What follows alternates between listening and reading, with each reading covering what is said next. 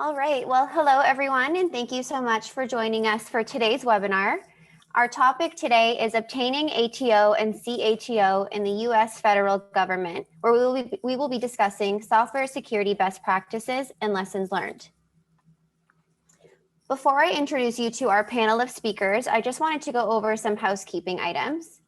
So after today's session, we will be sending you a link with a recording of today's webinar. It will also be posted in the resources section of our website at securitycompass.com. If you have any questions, please feel free to add them into the Q&A chat box, and we will answer them at the end of today's webinar. Also, if you have any ideas for future webinar topics, please feel free to email us at contact@securitycompass.com. Now, I am pleased to have with us today Tim Ogden, CEO at Blue Ivy Partners, Rick Tossavainen, CEO at Dark Wolf Solutions, and Jay Ryan, U.S. Federal Government Program Manager at Security Compass. Now, without further ado, I'll pass it off to our moderator, Maureen, and she can take it from here. Okay, great. Welcome, everyone. My name is Maureen Shawala, and I'm the Director of Product Marketing here at Security Compass, and I'll be moderating the discussion today with Rick, Tim, and Jay. And, as we begin, Raquel, if you don't mind, could you back things up just to the previous slide? I'd like to give our presenters just a real quick moment to introduce themselves and share a little bit about their background. So, Tim, if we can start with you. Sure. Good afternoon. Thank you for having me. My name is Tim Ogden. I'm the CEO of Blue Ivy Partners, and we work with many of the product companies in the DevSecOps stack. We also work with a few of the software factories in DoD and have certainly some intimate experience with Security Compass and many of the great leading services companies doing DevSecOps like Dark Wolf. So there, I'll hand it off to Rick. Thanks, Tim. It's a pleasure to be here. My name is Rick Tossavainen. I am the CEO of Dark Wolf Solutions. We're a small business headquartered in Northern Virginia, and we support primarily the DoD and the intelligence community. We do some commercial work as well. And our people primarily perform things such as penetration testing, RMF engineering, full stack software development, platform building, and system engineering and enterprise architecture. Like I said, it's a pleasure to be here. We started working with Security Compass products early on up at Kessel Run and really enjoyed the experience. And it certainly was a big part of getting continuous ATO up at Kessel Run. Jay? Absolutely. Thank you, Rick. Rick and Tim, great for you to both be here. My name is Jay Ryan. I'm the U.S. Fed PM here at Security Compass. I work on the product side for SD Elements with the goal of helping our Fed customers shift security as far left as we can make it and get compliance in their journey to putting apps out the door so the end users can get those in the field. Okay, great. Thank you, gentlemen, for taking a minute just to give a brief introduction. And Raquel, if you can go to the next slide. And we'll kind of kick off our discussion with our panelists here today. Okay, great. So, as we begin our conversation, let's first take a moment, and I'd like to get a readout from Rick and Tim and Jay on the relative level of secure software development maturity within the US federal government.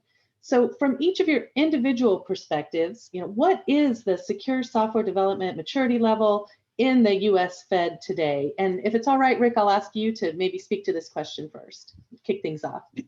Yeah, absolutely. I'll make the first mistake. So from our standpoint, we're very optimistic and bullish on the way this is going. We started working with DevOps within the Air Force several years ago. This is before they called it DevSecOps, up at Kessel Run.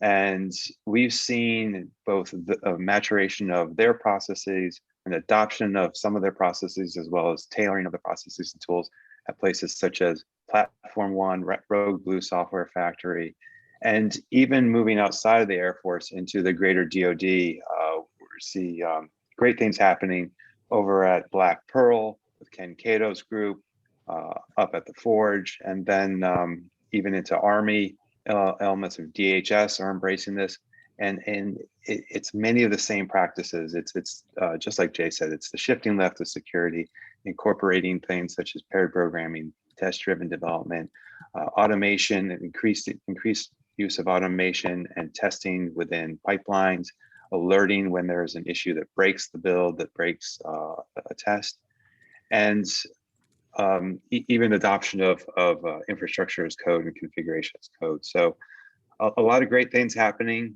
We see developers embracing these new technologies so that they can write code faster, iterate more quickly than previously.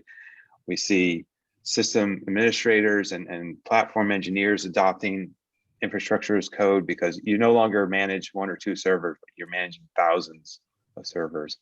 And we even see the security groups jumping in, working with those teams to try to deliver capability to the warfighter faster. So we're bullish. Like I said, it's great to see all this.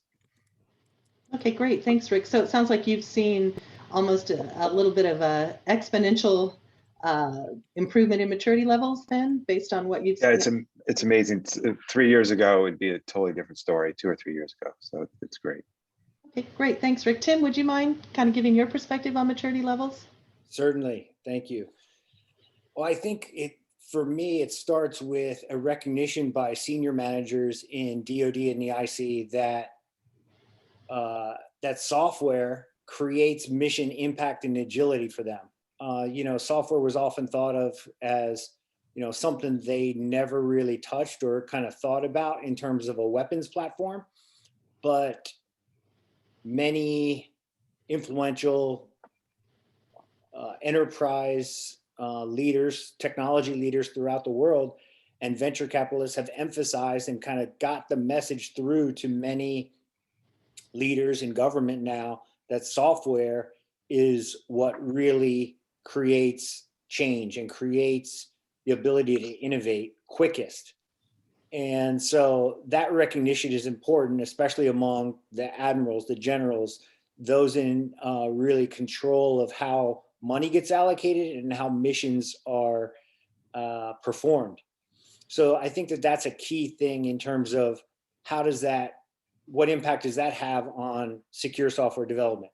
At least the recognition is there among the mission owners. Number two is the advent of open source. Now, open source has been kind of gaining steam for 20 years or so, first with Linux and probably even before that.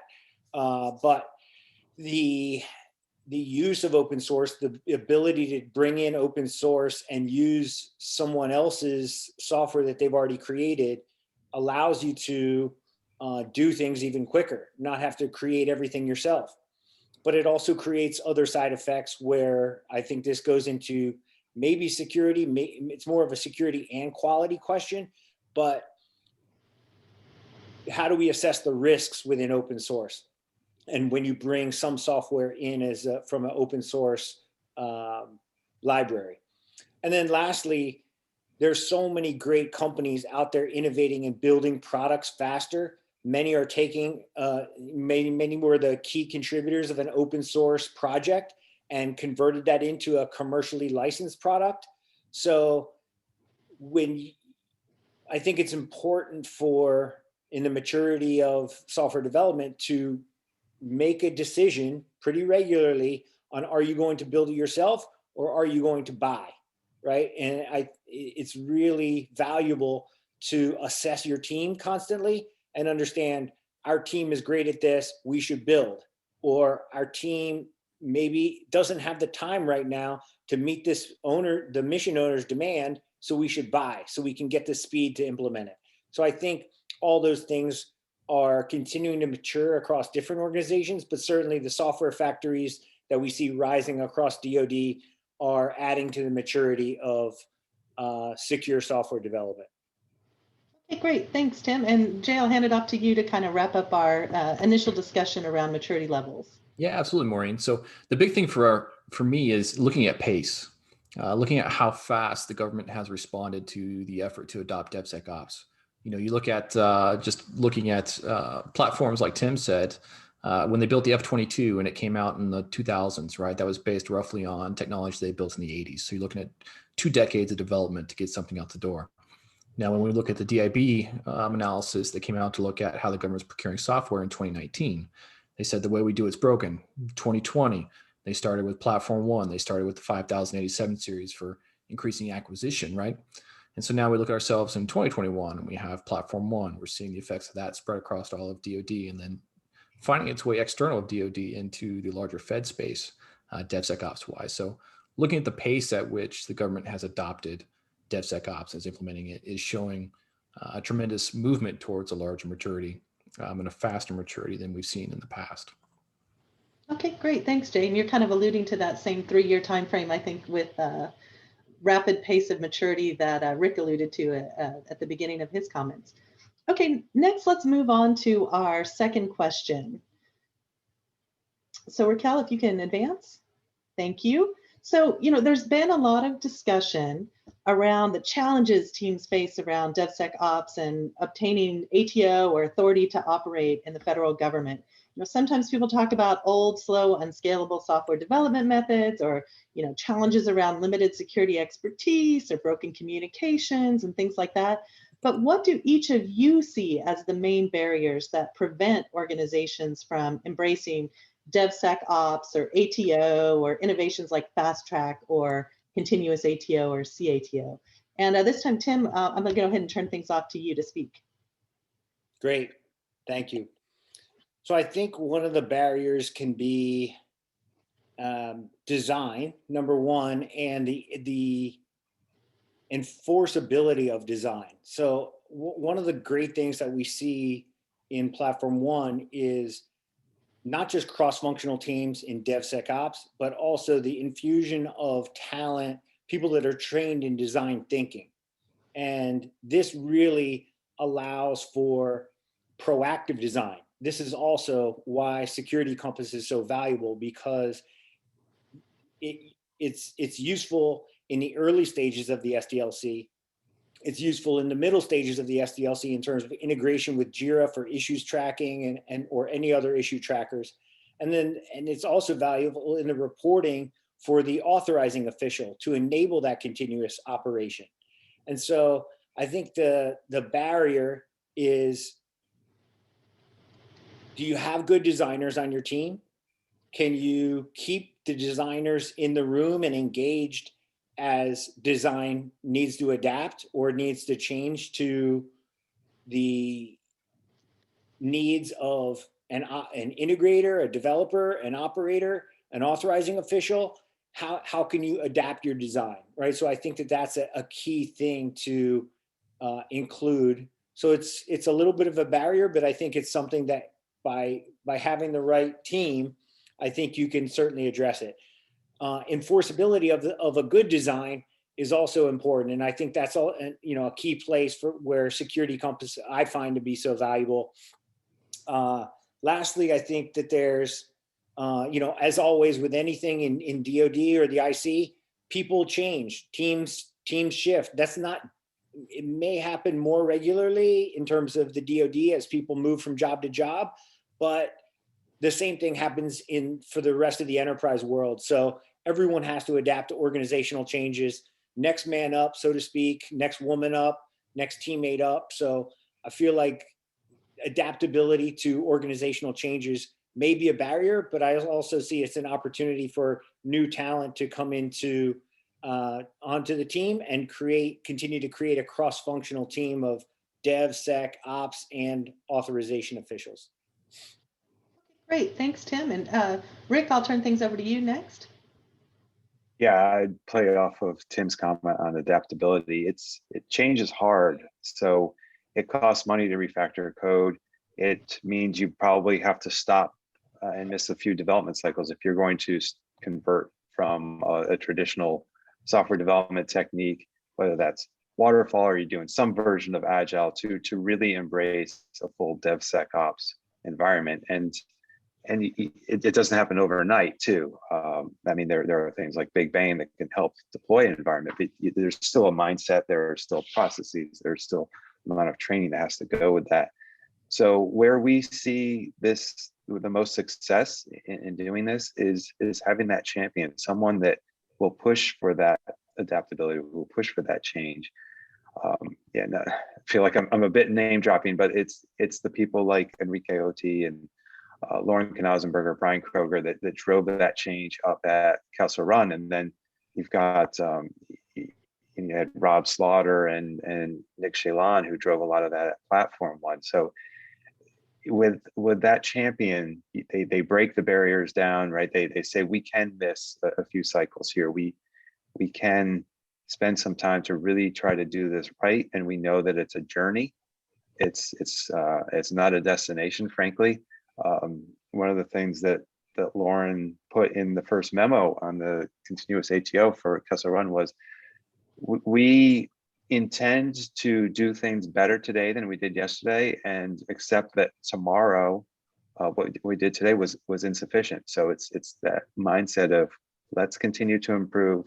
We're going to slip up. There are going to be mistakes, but we're going to have to embrace those mistakes, learn from them, and just move forward from there. Do blameless postmortems when we do have a problem, and realize that when you make these large of changes, it's not going to be perfect. So having that champion who can embrace that, put that culture and mindset in place so people aren't afraid to make mistakes, and then move out on it. And great, Jay, and guys, feel free to chat amongst yourselves. We're just kicking us off, but you are free to talk amongst yourselves. Jay, go ahead. You don't have to keep. Absolutely. No, I love being the third man in the slot here, back and clean up. I get to just kind of take a little bit of what Rick and Tim said. Hit those home runs, Jay. Yeah, there you go. A riff on that one, right? So Rick started out saying, change is hard, and that's absolutely correct. And he kind of focused on internal to DevSecOps in the coding world, but change is hard for the rest of the world to keep up with DevSecOps. So when we come to an organization with the concept of DevSecOps, you have all the supporting organizations, your acquisitions, your training, your assessors, right, who are this atypical waterfall, just barely getting their heads wrapped around sometimes around agile, right? And so we interject not just DevOps, but now we're doing DevSecOps, and here's how we're going to do that. So coming into an organization and saying, here's DevSecOps, this is what we're going to do. Okay, well, now everybody's going to be standing around going, well, what is DevSecOps? How do I implement that? How do I get my people trained to implement that? What's the certification of the standard? Because we're talking about the federal government here. They run on certs and standards and reliable processes that they can verify they've checked the mark for as they push a product along a pipeline, right? That entire acquisition and development kind of life cycle. So coming in the door and taking some of the things that the giants, before us have done, the DevSecOps reference architecture, some of the groundwork that's been laid that really quantifies what is DevSecOps, and training your organization at a larger whole to be able to support that process is what it takes to really drive an organization to get products developed and ATO'd and out the door. And I appreciate, Tim's kind words about what we're doing with SD Elements. We see ourselves as a piece of that, and we're still learning inside the Fed plays how we can go from being a piece of the workflow to a primary piece of workflow to enable that and to provide the education on what it's really doing. So I guess I'll caveat with its education and educating everyone else around what DevSecOps is and pushing them forward in that direction. Great, thanks, Jay. And you touched on very briefly the notion of standards, and we've been talking a little bit about ATO, and that kind of provides a good segue. I think we're going to open it up to a short poll where we'd like to get some input and kind of see from those folks who are joining the webinars, looking to understand just a little bit about how you currently provide your ATO compliance artifacts to your authorizing authority. Tim talked a little bit in the previous question about design enforceability, and Rick touched on change can be hard, and learning new models can be hard. And then with Jay talking about standards and ATO, wondering, if you're using manual methods like Excel or spreadsheet, or perhaps one of the solutions like Xacta or EMAS or any other external vendor solution. So I'll give you just about another 10-15 seconds to maybe wrap up your poll responses, and then we'll go ahead and share results out, and I'll give Tim and Rick and Jay a minute or two to comment. And Raquel just put a quick note in the chat as well. I'm sure you all have seen it. If you did choose other, feel free to just pop in the chat what other solution you might be using, and we can do a little bit of sharing across teams and across peers here from your fellow participants. Okay, so Raquel, I think that's probably enough time. It looks like we've got some good responses. So in terms of providing compliance artifacts, it looks like we kind of have a bit of a tie between Excel and EMAS. We have one response for Xacta and then other external vendor solutions. So guys, any surprises here with this poll? Any comments? It looks to me like a traditional DoD organization. So Excel, I think it was Brian Kroger that said we fight wars with Excel. So might as well ATO software with it too. Right, right. Okay, great. Thanks. Sorry, Tim, did you have a comment as well? I tend to hear more of Xacta as the kind of dominant tool for specifically, and I guess we see a lot of customers who are using Xacta before they begin using Security Compass. So I know there's some integrations there, but I feel like maybe Xacta was the last generation, and really what I've seen from SD Elements is just kind of the next generation in my view. Okay, great. Thanks, guys. And with that, we'll keep things moving along, and we'll go on to our next question. So, we talked about maturity levels with our first question, and we discussed some of the barriers to obtaining ATO in our second question. But now let's do a little bit of taking a look at the future.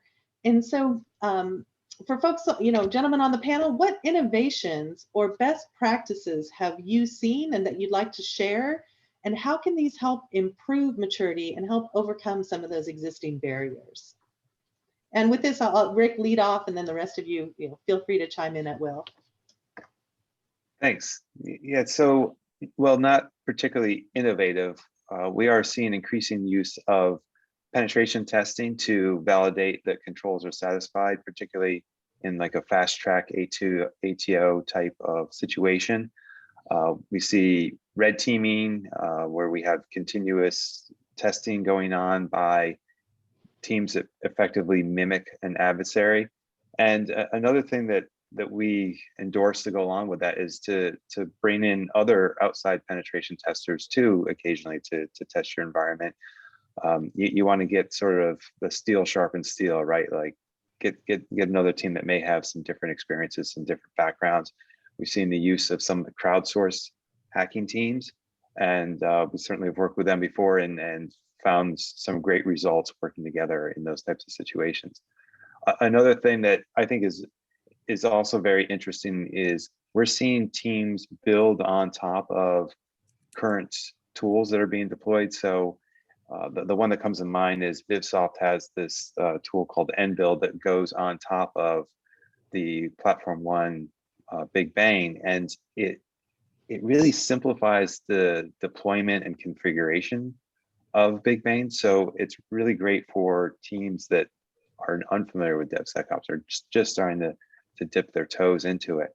And I think, as we were talking early on about the maturation of software development, we're seeing a maturation of the tools, and some of those are custom tools built on top of DoD software, and some of them are new entrants to the market that just to give Tim a shout out here, when we're working with Blue Ivy, it's who's hot, who's up and coming, what kind of tools do we need to pay attention to. Some of these companies have not worked in DoD at all before, and it's exciting to pull technologies and tools in that were being used in commercial and environments, and now we can finally get access to them here too in the DoD and the intelligence community. Okay, great. Thanks, Rick. Jay or Tim, anything to add here? Yeah, I'm happy to go second. I'll let Jay stay in that three hole and keep it home. So, I'll say two things. One, I'll continue to harp on the design aspect of things. I'm a very design centric person, and so I'll give you an example. I was an ultra runner, and for those who don't know what that is, it's 50 or 100-mile races. And I got to the 50-mile mark, and that was about enough for me. But I had a very close friend who wanted to get into the World Series of ultra running, which the oldest ultra running race is the Western States 100, which goes throughout the Sierra Nevadas. And in order to go qualify for that, you have to complete at least one other 100-mile race in order to get in. So if that's not hard enough, please tell me what you're into, when we prepared for this, a 100-mile race takes a team. And once my friend Brent qualified, he asked me to run the final 28 miles of that 100-mile race throughout the Sierra Nevadas with him. Now, you don't run 100 miles in the Sierra Nevadas in the last week of June without a plan. And here's something that I keep. I don't know, hopefully you can see this. This is a little laminated card that has every medical checkpoint, every access point and aid station for 100 miles throughout those mountains. And it allowed us to have a plan. We knew the goal was to run it in under 24 hours. So in order to do that, we needed to know what kind of time frame we needed to be at each aid station. And we had pre-positioned all kinds of different food and different things at each aid station, people to see, support, etc. So when you think about trying to do something, that's an individual sport, really, maybe one person or a few people supporting you. When you're trying to build and design a software factory, you're talking about a much more complicated team and cross-functional team. So you need to have a design for your software factory, right? You must be thoughtful about the design. You have to have teammates who are professionals in design, and they have to understand. You have to design for integration, you have to design for development, you have to design for operations, and you have to design for compliance at a minimum, right? And so your design has to be proactive for each of those functional areas. What does a good design have? In my mind, it's data centric. It's not anecdote centric. Too much of DoD is, the legacy DoD is focused on anecdotes, not data, right? We can improve the data centricity of everything by being better at instrumentation and observability, right? There's so many tools, software tools out there for that, whether they're open source, Elk Stack, Splunk, Elastic. Many of those can give you what you need in order to instrument and observe really how your software factory is operating. And then the second thing is automation. You have to employ automation, integrate the product tools. There's lots of different APIs. There's lots of integrations that have already been built. If they're not there, your software developers can certainly link up the container scanning tool with the CI/CD tools. And so by linking those together, you can really get to lots of the real high level automation that is the promise of the DevSecOps stack. The second thing I would like to say on the innovative approaches is push your people out of their comfort zones. In order for DevSecOps to succeed, take the best person or a leader on your security team and let them walk in the shoes of the DevOps team for a week. Let the security team operate how they usually do, but without their person. And let a key security person go onto the DevOps team, and let a security person get onto the DevOps team go onto the security team, and walk in their shoes for a week. Come to appreciate the tools, the daily routine, the seasonality of what their daily life is like, and troubleshooting things. And by doing that in a cross-functional team, I really think you can get the most out of this. Now, this isn't massive innovation or anything, but this is really what it takes if you want to get the most out of it and really enable your best practices for DevSecOps.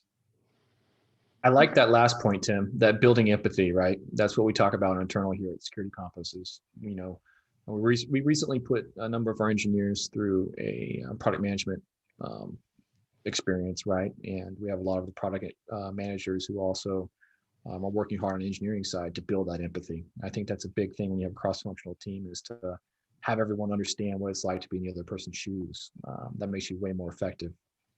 I don't know about being an ultra runner and being that much of a glutton for punishment, but I'm certainly open to learning other people's jobs, so I can always put myself in the frame of mind of what are they experiencing, or what are the questions they need to answer, kind of their outlook in life. I think we can all benefit from that. I would just say, similar to what you said about the emergence of open source and everything else, best practices wise, internally with some of our clients in Fed and DoD, we're seeing the emergence of embracing kind of microservices, right? So building a reusable piece of code that you're going to need multiple times within your agency. So you're not paying a contractor to build it for you 15 times over, right? For different programs, things that are shareable, right? So kind of creating those reusable code bases. Also getting to essentially kind of that layered compliance, building your stack out on tools that you've already vetted and validated and that your assessor has already assessed. That's a major, I think, building block for pushing along towards fast tracking an ATO. Building the infrastructure out that you can count on when you go to assessment, versus having to show up at assessment or the assessment process starting from scratch every time.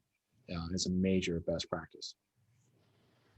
Okay, great. Thanks, Jay. And I think that's a good kind of segue into our next question. Oh, forgive me. This was when we were talking about best practices. Rick, I'm going to turn this over to you because I think this kind of segues into some of the conversations we were having during the planning of this webinar. And it was your idea to share some of these links. Yeah, these are just, most of these are linked directly off of the software.af.mil site. There are a few that aren't directly linked there right now, but I encourage any DevSecOps team to read through these. Obviously, no one wants to read 800-3753 and 115, but at least peruse them. You're going to get a great kind of primer on the risk management framework. You'll want to look through the security controls, particularly the families that are there, and then the 115 is the penetration testing instructions. There's really decent stuff in there. The software.af.mil site, though, with the DevSecOps playbook and the reference design, they're actually very, very readable. So I don't know if Nick pens them himself or Dr. Smiley does, but they're actually pretty good. I have a special place in my heart for the Air Force Continuous ATO playbook, of course, because we were some of the authors on that. There is a new version coming out from the DSOG, and we've been chatting with Dr. Smiley on that. It's going all the right way. It's got tremendous new information in there, lessons learned from 3 years of doing this from multiple organizations and multiple people within industry. So we're looking forward to seeing that when it comes out. But until then, we got the original continuous ATO playbook that I think is still applicable today for teams trying to get familiar with these concepts. Great, thanks, Rick, and thanks for pulling this list together. And I know Raquel's put a note in. She's got links in the chat, and we'll also share these with you via a follow-up email post-webinar. Okay, and so with that, we are now ready to go to the next question. And I think we've kind of alluded to some of the core concepts related to this next question, which is around scale. So, as we talked about, we know that the pace of software development within the federal government will continue to accelerate. Secure development requirements will also continue to increase as the threat landscape evolves. What can we do to better scale secure software development across the U.S. federal government? You guys have talked already about some of those concepts like reusable and cross-training and open source and build versus buy and COTS. But maybe we'll kick this off and Tim, let you tackle this one first. What are your thoughts in terms of ways to better scale secure software development? Well, number one, I think that choosing products smartly is very valuable. And I'll give you one example besides Security Compass. There's the static application security testing and software composition and analysis markets are quite mature, but product iteration continues to occur. New companies come out. The design of those products is more integrated into developer IDEs. They become more developer friendly. And so things like Sneak, which is a great product in terms of SAST and SCA, we see as being very, very developer friendly. It's new to the federal market. It has, 3 different software factories who are big adopters, but I think we'll see a lot of growth because of how developer centric its products are. So I think that is key to scale, which enables, it's not a barrier to new product adoption. It is very nicely integrated into how developers work, and it's designed with them in mind. So that's one way to scale better. Number 2, by having continuous ATOs enable 3 things in terms of operational consistency. They enable cost consistency, they enable time consistency, and they enable compliance consistency. And I'll just go real quickly on those 3. So in the past, an ATO was done maybe once a year, maybe every 6 months, depending on kind of the operational tempo. And so the cost and maybe the risk of doing each one was quite high, right? Because you had a single moment in time at which you had to certify something. And if it wasn't certified, then perhaps the software wasn't rolled out in support of a mission operation. So by doing a continuous ATO, either on a daily basis, if you're working for SOCOM and they operate every day, and you must iterate every day.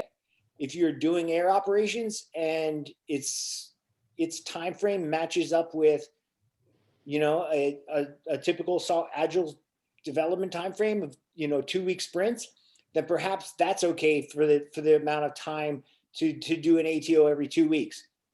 But by doing it in such a repeatable fashion, you begin to trim down the cost. You also begin to trim down the time, right? Because it matches whatever the mission owner requires for you, right? And then lastly, the certifying consistency gets higher because data and observability that you employ in this DevSecOps process allows an AO more comfortability with certifying it, right? So by having the data that feeds the certification, you have an authorizing official more comfortable, not just with something that they heard 2 weeks ago, but something that was produced by data that flowed out of the software factory today. So I think that all those things can enable greater scale.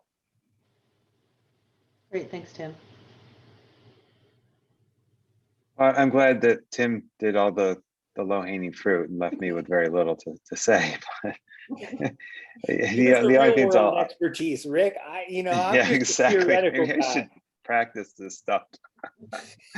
I would the only things I would add really to augment that is to go back to a little bit of what we talked about before, the increased use of automation, automate everywhere, practice GitOps so that you are really deploying directly out of your Git repository or Git-based repository, and just making it so things are repeatable and there is no configuration that's going on after deployment. You certainly don't want to be doing anything that's going to shift the configuration away from what you tried to deploy. That should be break fix or one-off type stuff that's quickly replaced.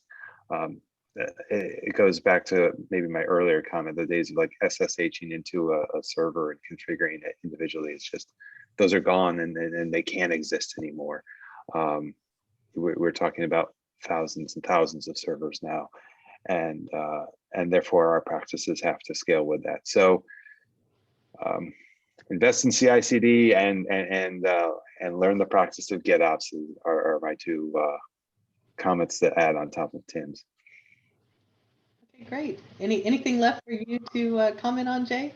Well, I hope I'm not too early to the conversation here with it, but I didn't hear Tim or Rick say the magic word of reciprocity yet. Ah. Oh, I texted that to you. You saw it.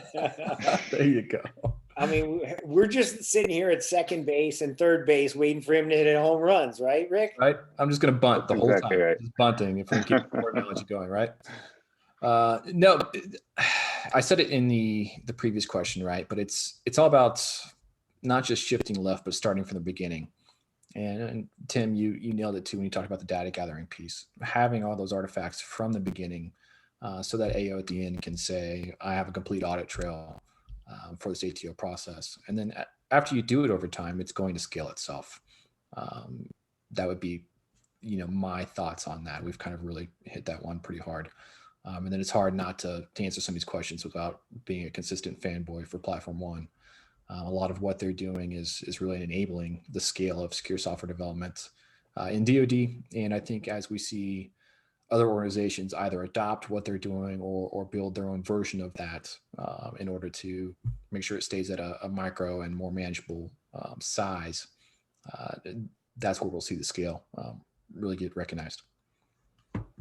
Okay, great. And now I think we're going to go ahead and we're going to open it up with a second poll that kind of relates in particular with some of the points Tim was making around operational tempo. So curious to get a little feedback for how long it takes your organization to obtain ATO. So we'll give you a minute or two to kind of enter your results, and then we'll share that back out. And so you probably got another maybe 20, 30 seconds to complete the poll. And while we're doing that, we've had some great questions come in the chat and then also in the Q&A that went directly to the panelists. So just as a reminder, please enter your questions in the chat, Q&A panel, whatever's most convenient. We can catch them either way. And at the end of the webinar, in another few minutes, as we're wrapping things up, we'll open it up to a broader Q&A. Make sure you hit these guys up with your hard questions. So it looks like we've got a fair number of responses, another about 10 seconds, and then I'll go ahead and ask Raquel to share the poll results.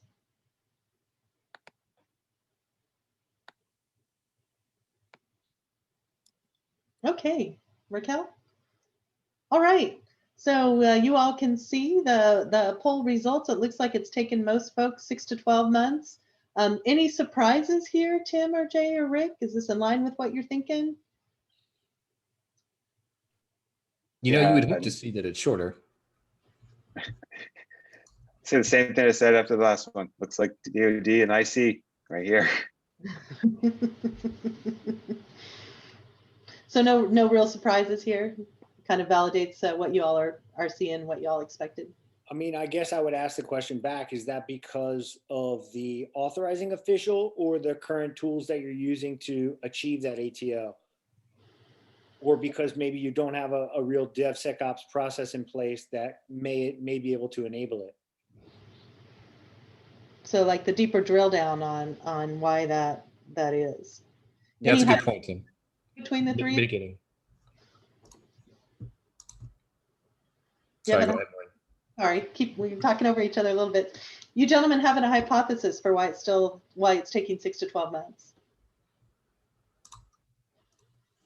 I would say you're still seeing the effects of the rest of the organization not embracing DevSecOps, as we kind of talked about in the beginning, is the other aspects of that life cycle have to catch up. And I'm kind of wondering, the audience we drew probably weren't the continuous ATO DevSecOps audience, right? Is everyone like, hey, hopefully these guys will tell me how to get there. Coming in the chat, one gentleman suggested, immature DevSecOps tools, integrations, teaming, a variety of reasons. I guess I'm curious, we talked about the accelerating pace at, or I guess not necessarily accelerating pace, but increasing levels of maturity that you all have seen over the past 3 years in the federal government space. So if this is where we are today, what do you think this might look like? What do you think these poll results might look like 3 years from now?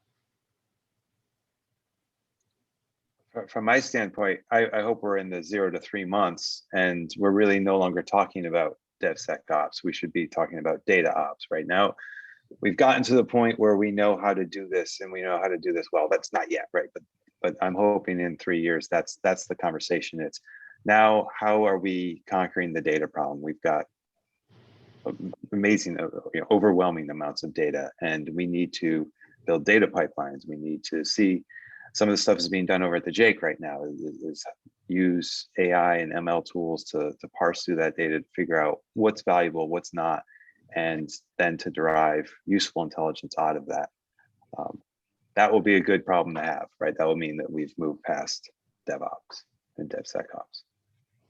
Okay, great. And now I think we're ready to move on to our final question, which is around challenges. So, what are the challenges that are on the horizon today for traditional ATO and continuous ATO? What kinds of things do folks need to be doing from a secure software development perspective today in order to be prepared for tomorrow's challenges? And maybe maybe Rick, you want to take this first? Yeah, absolutely. So when we think about this, the problem that we're running into now is that we've demonstrated that we can do this in mostly a cloud-based environment using modern tools and web-based technologies. But the real challenge is now we have to move this into hybrid environments. We have to bring this out to the edge. And this also includes things like embedded systems. So we're working closely with our friends over at Raft, who are doing some of this digital twinning. We're talking with companies like Wind River, who have technologies that can mimic what these embedded systems really look like, so that you can put them in the pipeline. And then once you get through the test, you got to figure out, to Jay's point, how do I get reciprocity to move this over to the actual environment, the vehicle that our warfighters are going to use when they go to war? How do you get the technology over there? And it may be over the air and wireless in the best case, but it's potentially also sneaker net, and you're moving across using traditional CDs or DVDs.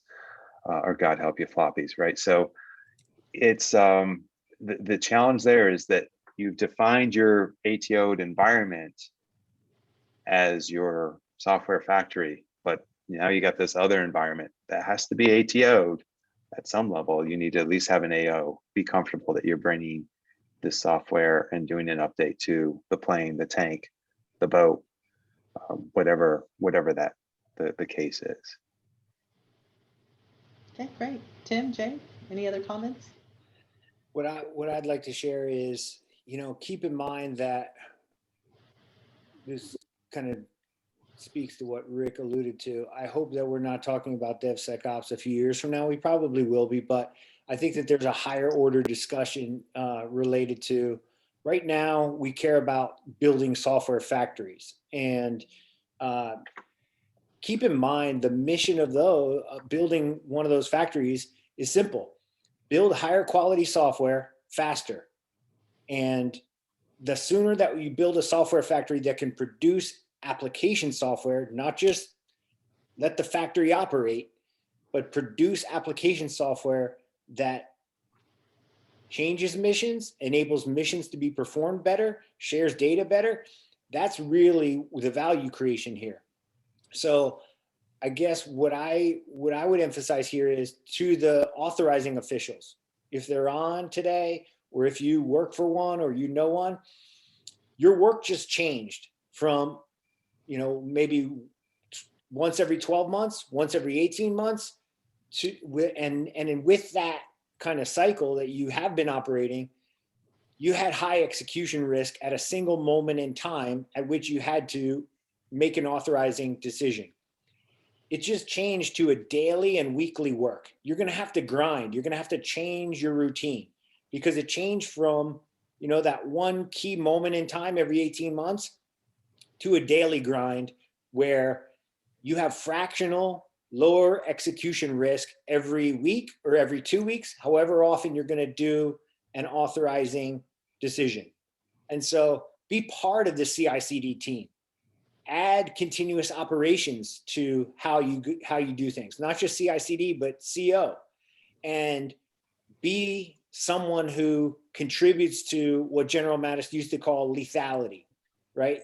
Be part of the speed and lethality that software can enable for real mission owners. So if you're not an AO, go talk to your AO and ask them, are you talking to other AOs? Are you asking for reciprocity? Are you learning how they just certified something? And if they're not, ask them why not, right? Help your AO connect with someone who's done a recent or who's more advanced in DevSecOps, and get them connected, because I think the power of reciprocity really yields a lot of benefits here for many of those AOs. Okay, thanks, Tim. That's good. It's a good point, Tim. I will give a lot of credit to some of the AOs we've definitely seen in our daily occurrences. We see them welcoming the challenge of modernization and embracing DevSecOps and really seeing how they can reduce their ATO time. So typically you look at an assessor and you think it's the opposite. They're going to fight you the entire way to keep things the way they are. But I've definitely seen a lot of forward-looking assessors and folks. And so there's a lot of credit to be given out there. To Rick's point, I will say, though, there is a Unix platform somewhere that has a 3.25 drive attached to it. It needs modernized. Just waiting for you. That's right, man. But from a challenges on the horizon for traditional ATO, I think we also are in a time of the geopolitical challenge, cybersecurity wise, that we got to watch out for as well, where we see the fallout from the effects of some of the cyber attacks we've been seeing recently, and what happens when external influence comes into play on cyber policy. How's that going to factor into that? And that's just an unknown that none of us can plan for. But I would say that the jury's still out to see kind of what kind of effects that has on us here in the near term and the midterm. Great. And with this, keeping an eye on the clock, I think we want to go ahead and move on. We're going to open things up to Q&A. We see some great questions have been submitted already, and we're also going to run a quick poll here at the end. So yep, Raquel's got the poll. Take about 30, 45 seconds to answer the poll about what most closely matches your approach to ATO. And, given some of the questions we have in, I think the first one I'm going to field, and I'll just pop it up there, and whichever one of you gentlemen wants to tackle it first. This question is around the new IEEE DevOps standard. So how will the new IEEE DevOps standard impact work in the federal government? Yeah, I'm happy to take the first stab at that, and I think this aligns with our talking earlier about what was been published on software.af.mil, and anything that comes out that's government-wide will just help to drive adoption. And ultimately, I think it's a good thing. I probably should read it, but I always see it as a positive thing when we get something that's done that broadly by an organization as respected as IEEE. Okay, great. Thanks, Rick. Another question. So, at the very beginning of the webinar, we talked a little bit about maturity. And the question is, how can or should maturity be measured? What models are currently in use in the Fed DoD space when it does come to, the particular topic we've been focused on today, which is secure software development? Yeah, I'm happy to talk again. I'll talk all day long, though, if you let me, Maureen. So this one kind of plays to what we've been doing over at Darkwolf, where we have performed, I think, 4 continuous ATO assessments previously. And over this time, we've effectively developed a maturity model that we're working with Danny Holtzman on now to kind of make sure that it really aligns with what he sees. He's the Chief Transformation Officer in the Air Force, and what he's seen as one of the largest AOs actually across the Air Force. He's almost like everybody's AO at this point.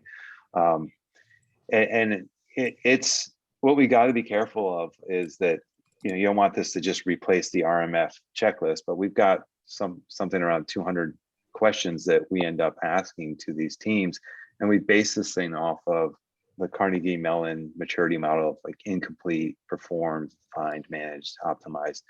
But we're really trying to get to the questions of has your team embraced these DevSecOps principles that are in like the DoD reference design, and specifically, what is your implementation of these principles of continuous ATO? How do you move data between environments? Is to touch against our previous point, are you doing this in an automated fashion? Are you using diode? Are you using a cross-domain solution?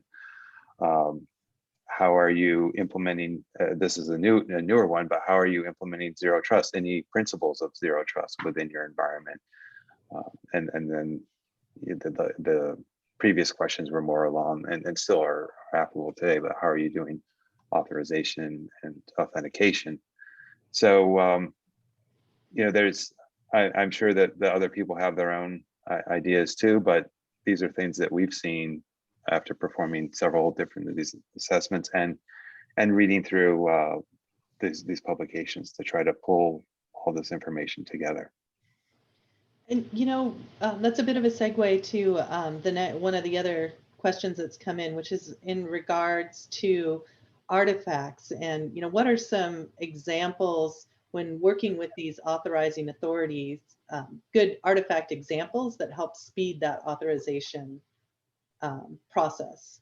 Any artifacts, generation best practices, delivery best practices?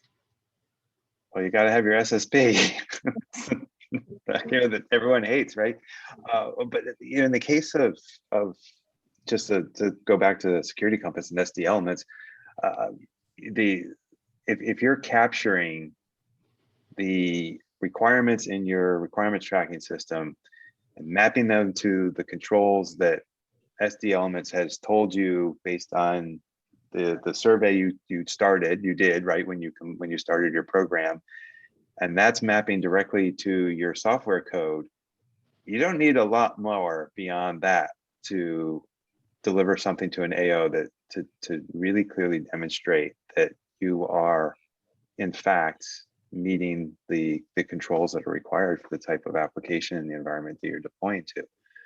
So you can go that way, or you can have an SSP and you can have your POAM documents and you can have your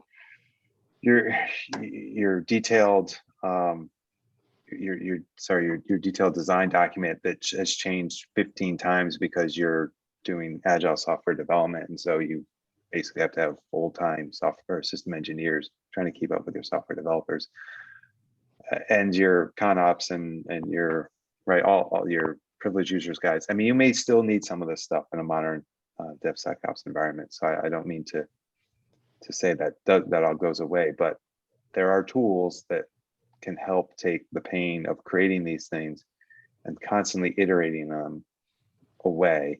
And what I would say is get smart with what's been written, talk to your AO, open up that dialogue and figure out what that person really needs in order to accept the risk that you're going to deploy a new piece of software on a system that he or she is responsible for measuring the amount of risk on.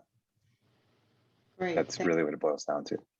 Thanks for that, Rick. And, as we begin to wrap things up here, really special deep thanks to our guest panelists here, Tim and Rick, for participating today and sharing their expertise and their thoughts on best practices and innovative approaches. And also thanks to our own Jay Ryan as well for doing the cleanup hitting on the questions. With that, since we have been talking about the Fed DoD space, I think I'm going to ask Raquel to come back and join us and talk a little bit about an opportunity to hear some more about what's going on with ATO, cATO, and the Fed DoD space. So Raquel, I'll turn things over to you for wrap up. Yes, awesome. Thank you so much. And just piggybacking off what Maureen said, thank you guys so much for a very informative session. But quickly before we end today, I just wanted to mention that Security Compass is hosting their first Equilibrium conference virtually next Thursday, June 24th from 9 to 5 p.m. Eastern.